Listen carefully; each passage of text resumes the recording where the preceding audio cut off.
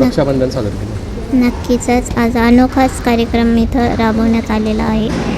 रक्षाबंधनासाठी युवा नेता शिवसेना यांच्या कार्यकर्ते आज कॅम्पसमध्ये आले, आमच्याकडून राखी बांधून घेतली. खरंच हे स्मरणास्पद राहणारी गोष्ट आहे. आज उद्या रक्षाबंधन आहे. माझ्या दादाला राखी नाही तर बांधू शकत, पण इथं खरंच अनोखे असे भाऊ मला भेटले. खरंच खूप आनंद होते. काय वचन मागितलं भावाकडून? भावाकडे वचन मागायचं काही नाही, भावाची कर्तव्य आहे ते भाऊ माझे निभवतातच आहे. आणि रक्षणासाठी कधीही हाक मागितलीस तरी भाऊ असणारच आहेत. नाव सांगा आपलं. माझं नाव स्नेहा पोटे, मी दौंडची आहे.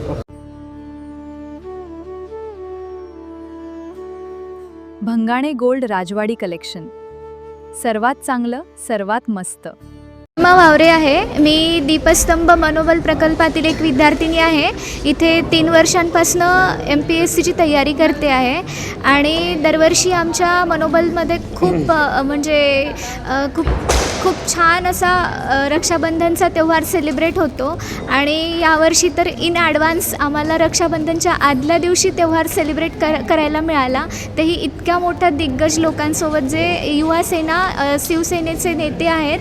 आणि नक्कीच मला खूप भरून येतं आहे, कारण काय होतं की आम्हाला भाऊ आहेत सख्खे, पण आम्ही घरी जाऊ शकत नाही. आणि मग इथल्या मुलांना तर आम्ही राख्या बांधतोच, पण आज म्हणजे एक वेगळं काहीतरी आम्हाला अनुभवायला मिळालं आणि आम्हाला अधिक भाऊ मिळाले तिथे. म्हणजे अनोळखी भाऊ नाही म्हणता येणार, कारण मनोबल परिवारात अनोळखी असं कुणालाच मानलं जात नाही, ही परिवारातील सदस्य मानलं जातं.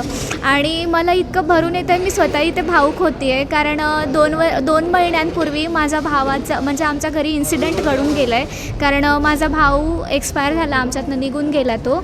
तर मला पण आज खूप भरून येतं आहे की माझा सक्का भाऊ नाही माझ्यासोबत, पण हे भाऊ म्हणजे त्याच्याही पलीकडचं नातं आहे.